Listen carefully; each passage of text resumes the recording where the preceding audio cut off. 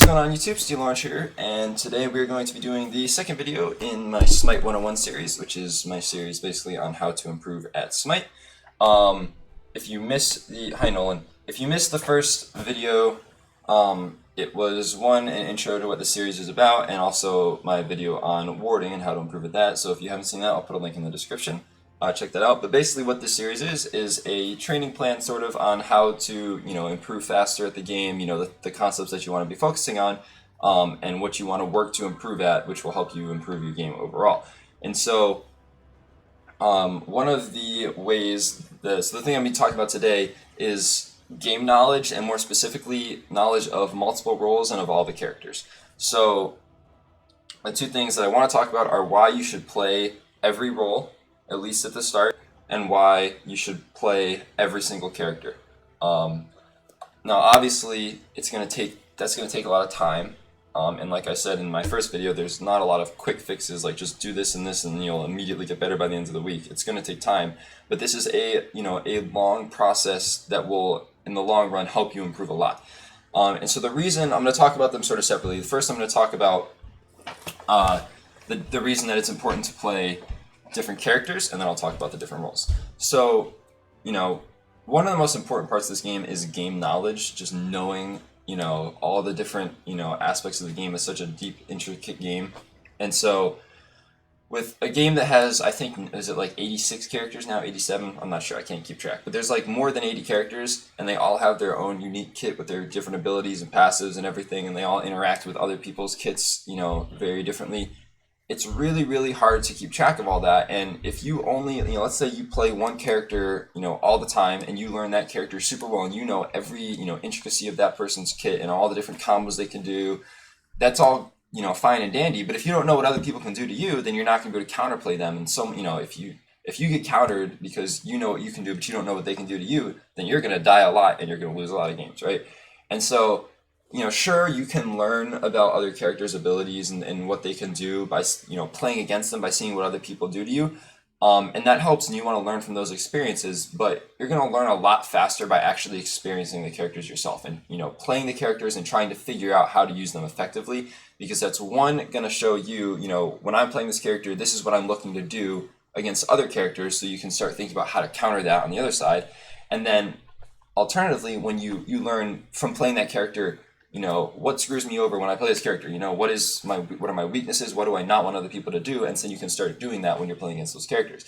And so it just helps you learn a lot faster. And so that's sort of the importance of playing different characters. And that doesn't mean that you have to play every character equally. I play certain characters more than others anyway. I played Serket, way more than any other character. Well, Serket and Wheelix more than any other character because they're my favorite characters. But I've also played every single character in this game up to at least level 1, with the exception of like Kuzenbo or something, I think. Who I have played a couple times, and I understand what his kit does.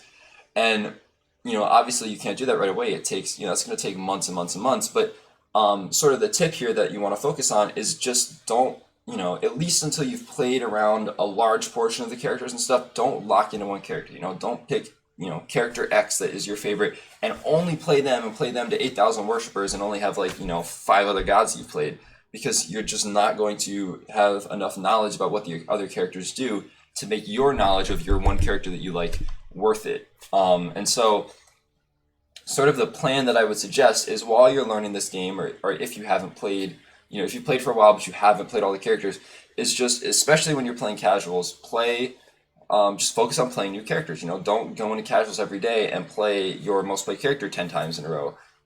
Play a new character that you haven't played before. Just play them to like rank 1 or something, or rank 2, or, you don't even have to do it all at once. You can just play one game with that character and then move on to another character that you haven't played.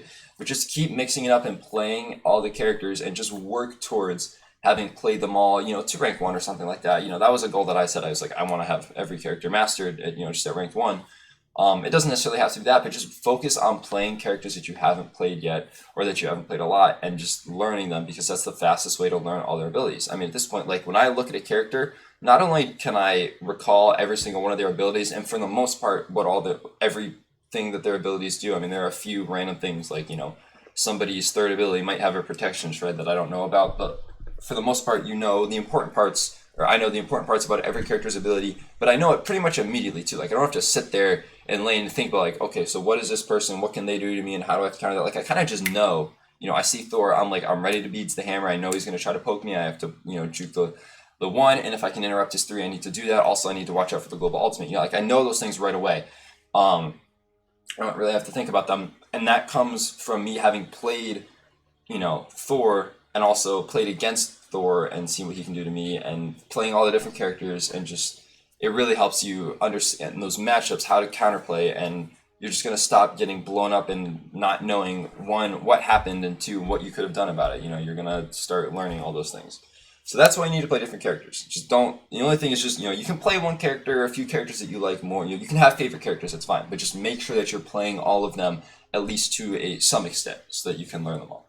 Now I want to talk about playing different roles. So this one is a little bit tricky too, because you do want to have I think at least, you want to have a role that you quote unquote main, right? Don't have a character that you main. If anybody tells you that they main a character in Smite, that's stupid. You should never main a character, because you should pick based on situations that you see in, team comps and stuff like that. But if you can main a role, and that is fine. I main jungle, right? That is my most played role. I play jungle 80% of the time. But that other 20% of the time, I mix into the other, 4 roles. And the reason that this is important is sort of twofold. One, you're not always going to get your role, so you need to have a basic understanding of what to do in the other roles, and not just be wandering around like a chicken with its head cut off if you get stuck in a role that you don't play very often. You don't have to be as good, like equally competent at every single role, right? Like if I get stuck in a super sweaty game where I see like 6 pros I just watched on Twitch yesterday, and I get stuck in the ADC role, I'm probably going to feed, right? Like, I'm not going to be able to hold up to that, but I at least know what to do. And there's at least, like, I know where to go, how to play the ADC role, and there's at least a chance that the stars align and I get a couple kills in lane and don't feed, right? Whereas if I just don't ever play ADC, then I'm just not even going to know what to do, and it's just all hope is lost. So that's one thing, is you just want to know what to do if you're stuck in a role that's not yours. And the other reason that you should play all the roles is that it's really going to make you better at the role that you play, because understanding what other roles go through is going to help you make better decisions, right? So I'm going to give a couple examples. One is, so at the beginning of Season 4, I was playing, I play jungle, and every single time I would always start in the mid lane, then, pick an early pressure character, I'd start in the mid lane, invade speed buff, go back to the mid lane, and then go to red buff, right? And I was getting early kills, early pressure, and then usually translating that into kills in the dual lane every single game. So I was way ahead, I was just popping off every single game, and my solo laner was feeding every single game, and I could not figure out why. I was so upset. I was like, I'm carrying these games, and I just need my solo laner to not feed, and we'll be good, right? And then I realized that I kind of went back and looked, and a lot of the games that I was playing, the solo laners that I had were very dependent on mana. And so then I went and started playing some games in the solo lane, and I started playing some of those characters, and told my jungler, don't get my blue buff at the beginning of the game, because I want to see what I can do about it, and I fed a lot.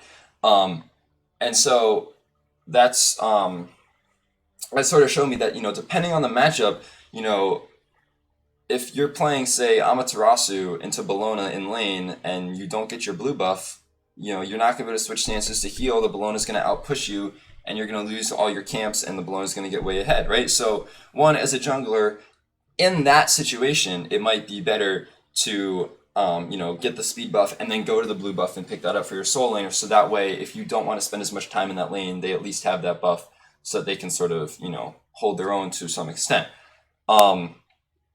Or on the other side, if you're going to leave that lane alone, you have to expect that you're going to lose pressure, or that maybe they'll, die once or twice, and plan accordingly, right?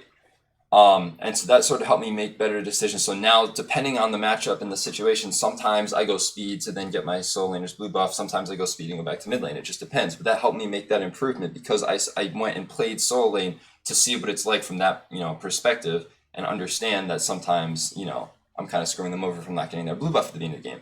But on the flip side, a lot of solo laners at the beginning of Season 4 were, like, trying to give an example, a lot of solo laners don't understand that from a jungler's perspective, there's a lot of buffs that you have to get, and there's sort of this schedule, and there's, the solo lane is only one of 3 lanes. It's not the only lane, and, if you don't get the blue buff at the first minute, you automatically lost the game, right? So, for example, I've had a lot of solo laners that, are on the other side of that matchup that I just talked about, where it's like I'm playing Bellona into Amaterasu or whatever, or my solo laner's playing Bellona into Amaterasu, and, 30 seconds into the game, they're spamming, I need the jungle buff, right? And getting all mad.